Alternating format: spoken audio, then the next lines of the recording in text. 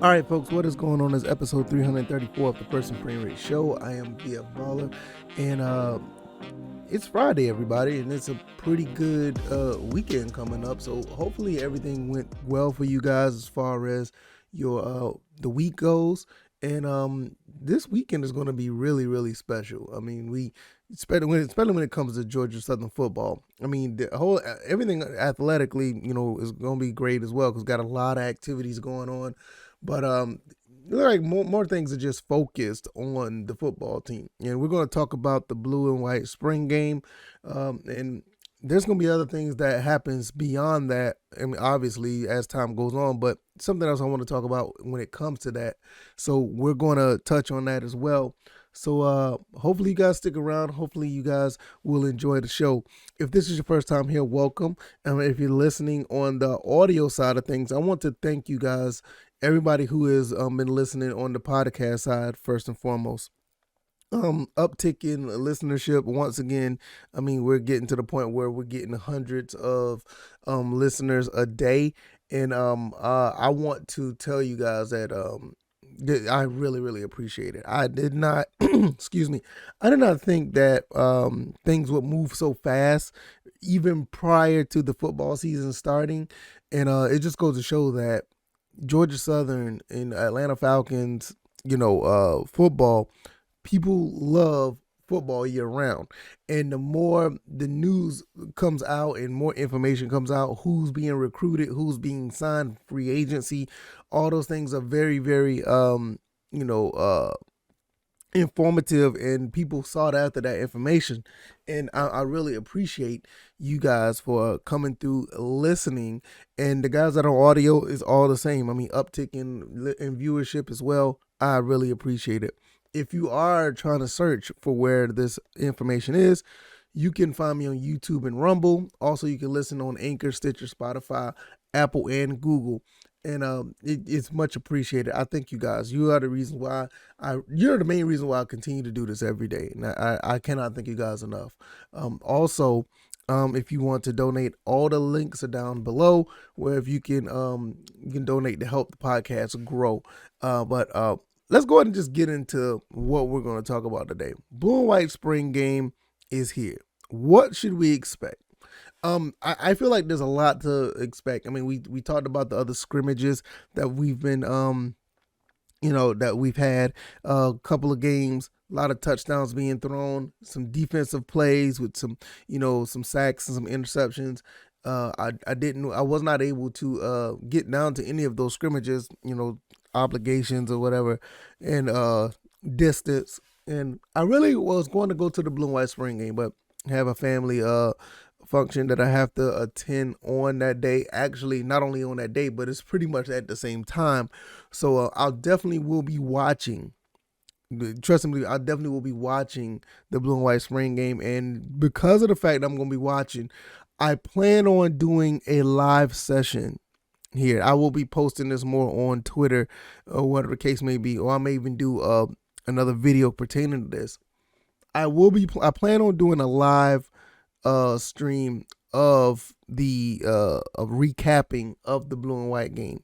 So if you guys want to come around and voice your opinions in the chat, or maybe I even open up I may open up some dialogue. So if anybody wants to come in and talk and have a dialogue back and forth about the game, I may open up the line so you guys can come in, have a session or two about what did you see in the game. So I'm working on that. Now, that may be the case sometime tomorrow after the game.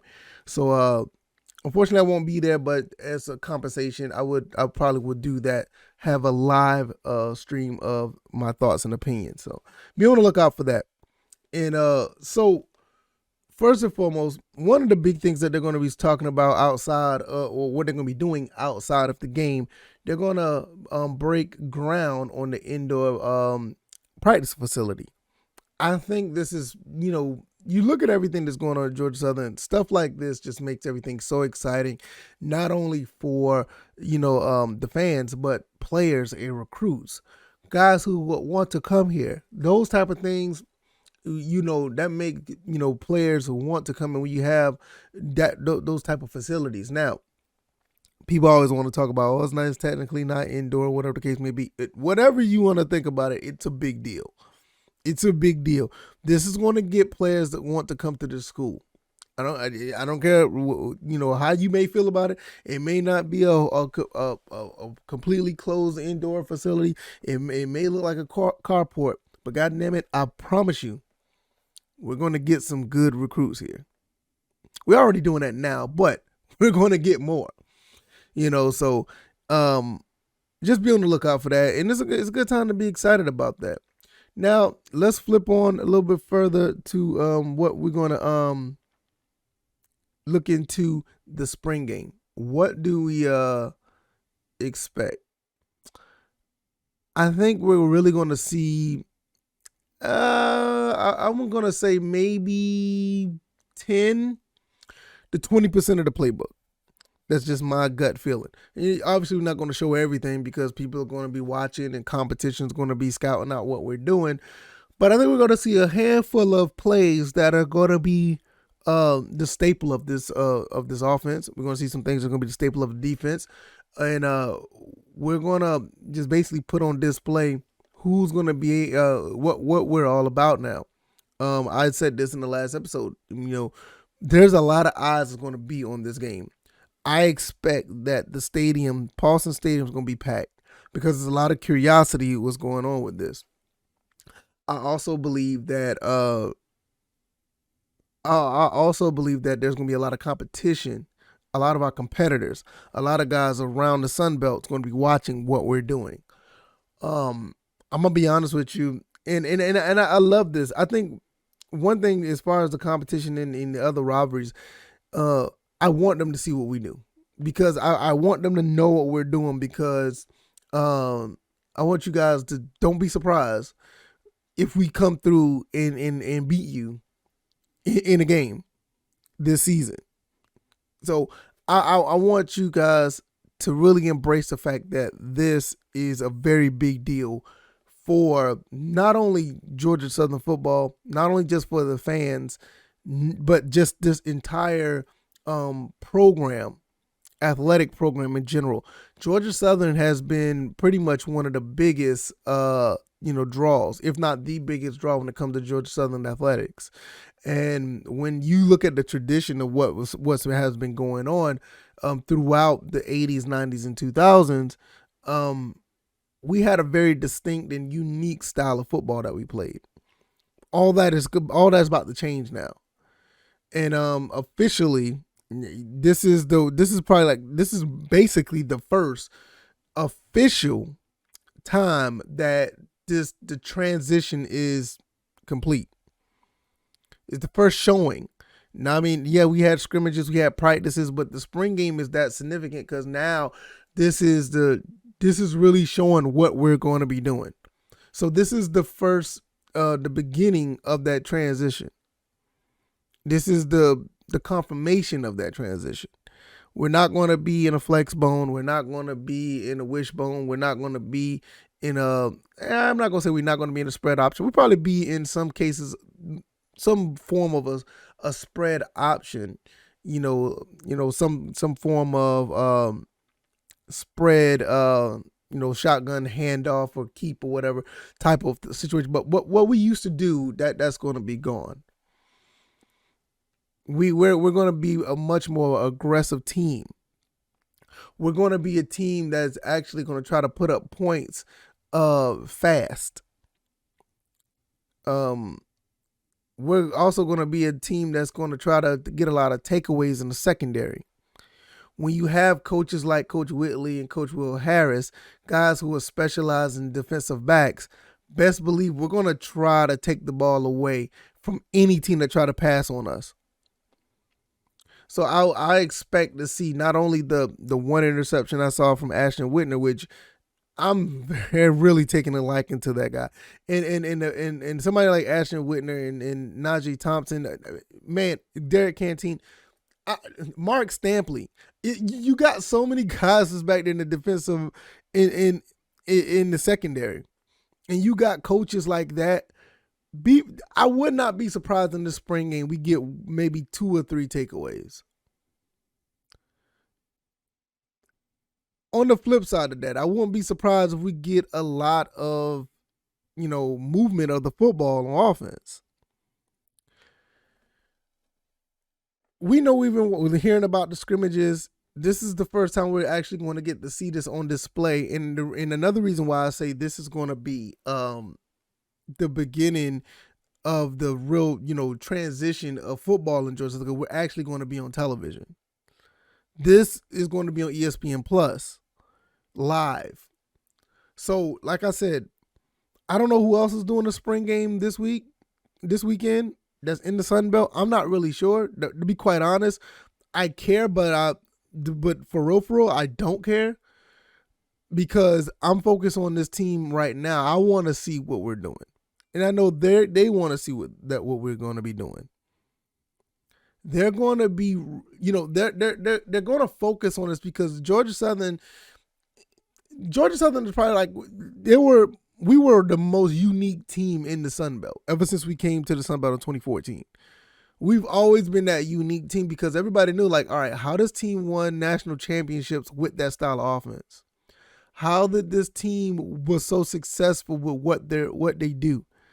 And we brought it over to the SunBelt, and we continue to be successful. First year in, we won the SunBelt championship. First year in, we won the SunBelt title.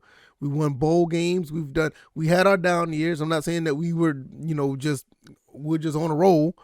I mean, we had our down years. It's one of the reasons why we're having this transition now, because of a down year. But we had our down years, 16, 17. We've had our down years. So, but people still always want to know why, with us being the most unique team that ran the football and ran the offense the way we did, everybody want to know what we're doing. You best believe that's going to happen again, especially with a coach like Clay Helton, which I'm going to bring a soundbite in shortly, and I'm going to let you guys listen to what he said about what's going to happen after the spring game, which I find very interesting.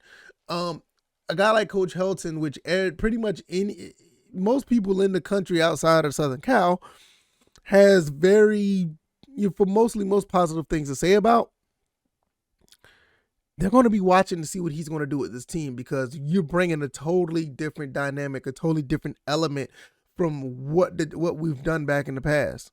Things that we've done that were successful. So in the beginning, I understood why there was so much. I understand why it was so much resistance in the beginning. Now, those same people who had resistance later have apologized or just haven't said anything, because after, the emotions go away, and I get it. Coach Chad Lunsford is a very, very, very good leader of young men. I think his coaching was okay.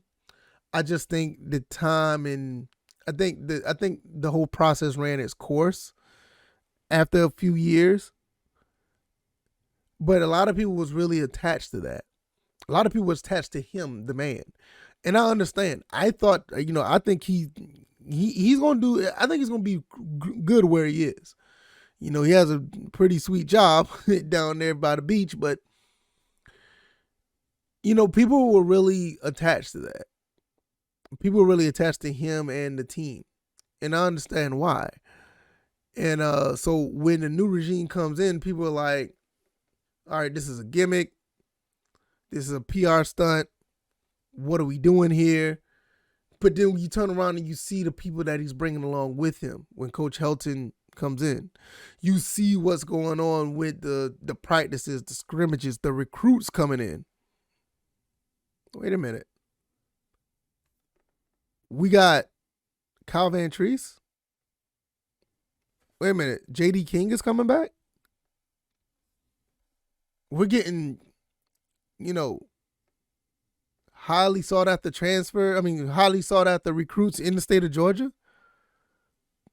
Him and his staff went through all 159 counties of the state of Georgia to find players.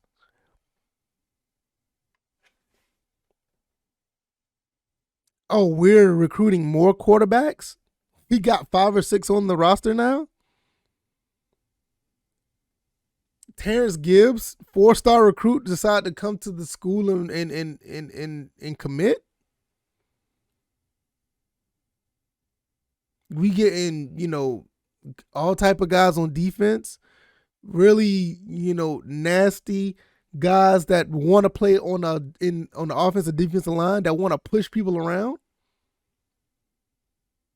Now it's not funny anymore. Now it's getting serious.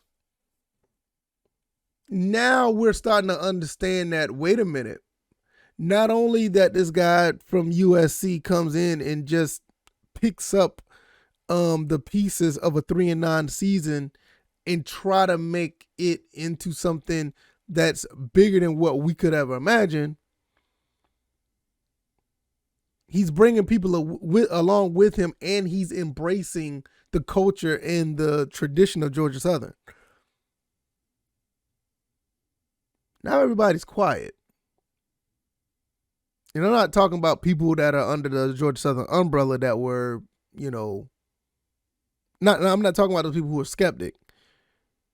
You don't hear much about any of the other teams in the SunBelt anymore about what's going on here. You may find a few fans that want to talk about this, that, and the third, but the people who were actually very vocal about Coach Helton coming here, they haven't said anything in months.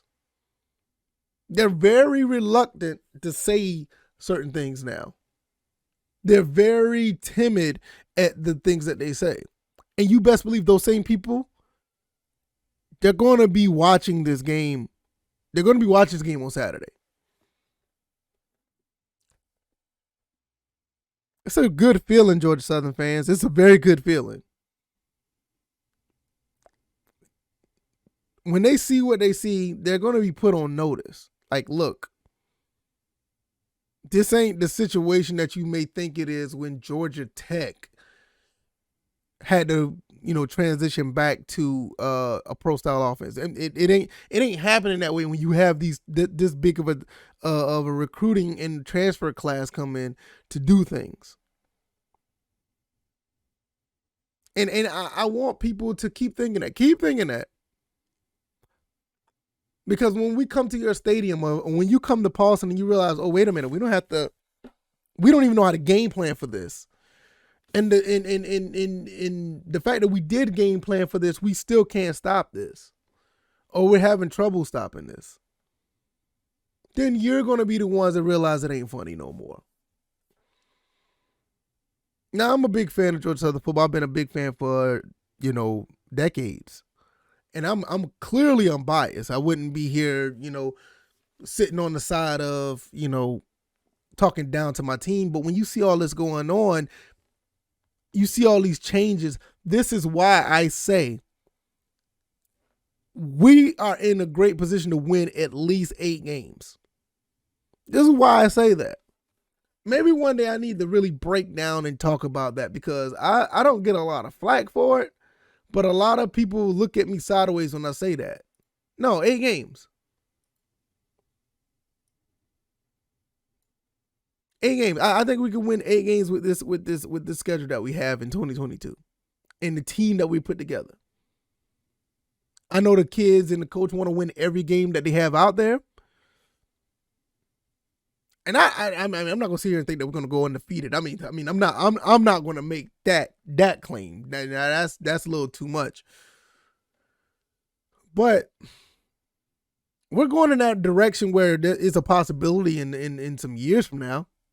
I will say that if you continue to level up your recruiting like this and bring in a game plan like this every year, and you may gonna have some different moving pieces and people. Some people are probably gonna be go on to other jobs or whatever. But if you keep the core of what you're trying to do here at Georgia Southern, and you keep bringing in the talent, 8 can turn into 10.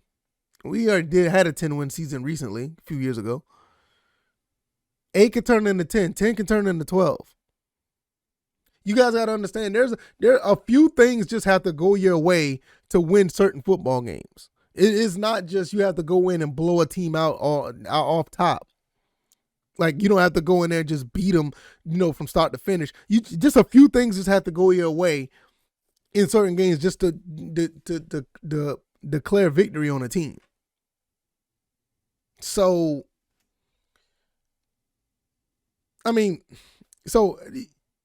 it's not far-fetched, but it's not happening this year. Just wait till Coach Helton actually gets his complete recruiting class in. If he, if he is around for the next 3, 4, 5 years.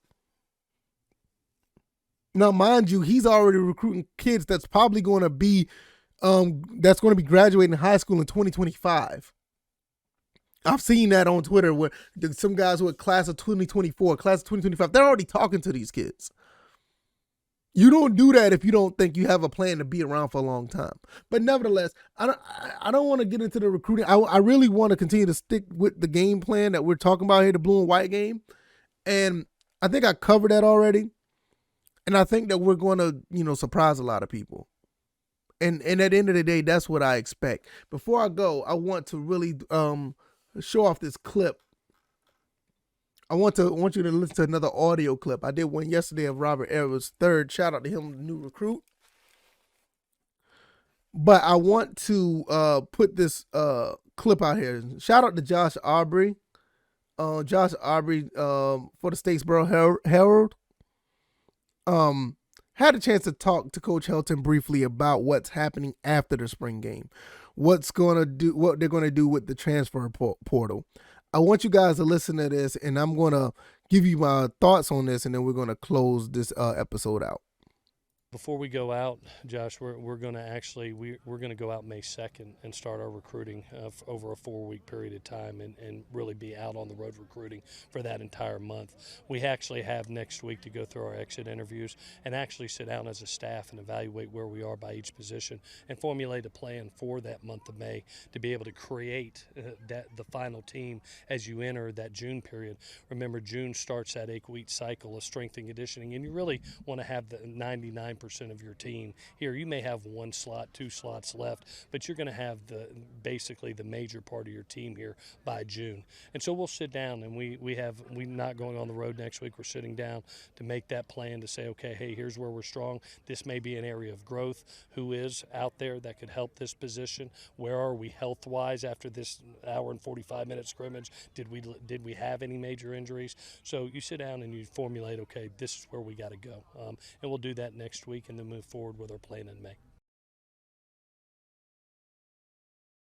So after the spring game, they're planning on trying to fill some more slots when it comes to the transfer portal. One thing that he said that was interesting, he said they're gonna have exit interviews. I'm kind of interested in what that means. Are we going to be dropping some players? What's going on there? I'm actually curious of that. So if you're going to have exit interviews on that, how many players you're probably going to be dropping? Now, mind you, this is a little side note. I played a lot of NCAA football back in the day, and I know there's a portion of the season, if you play franchise or dynasty mode, where you do cut players. And I think that's a side of thing that we really don't hear about or we don't talk about. So for him to say exit interviews, that kind of, that jumped out at me a little bit. So with that being said, how many people they're going to, probably drop off after the spring game? Who's going to, you hate to hear about this. Somebody may get injured. So what happens if you do that? And how many other people are you going to decide to bring in? Now, mind you, he said they're not going out to recruit people or bring people in. They're basically just going to probably just do it by proxy. Probably just going to go out and reach out via email, Skype or Zoom calls or, just, regular telephone calls or whatever the case may be. Those type of things, seem like that's going to be the possibility of what's going to happen. Now, you got to also understand there's a lot of players that don't make the teams after the spring game. You may have 1 or 2 slots open. This will be a really good window to probably try to get somebody really, really good in whatever space that, whatever position that they need. So be on the lookout for that. He said around June, you're going to try to have 99% of your team. So in May, that's going to start, which is, basically like a week away. Watch what happens in the month of May. I would not be surprised if we pick up somebody that is a need that possibly could contribute right away. And in some cases, we may get a really big steal. I'm not betting on it, but there's a possibility. Last but not least, you hear Coach Helton? Do this guy sound like somebody who don't know what they're doing?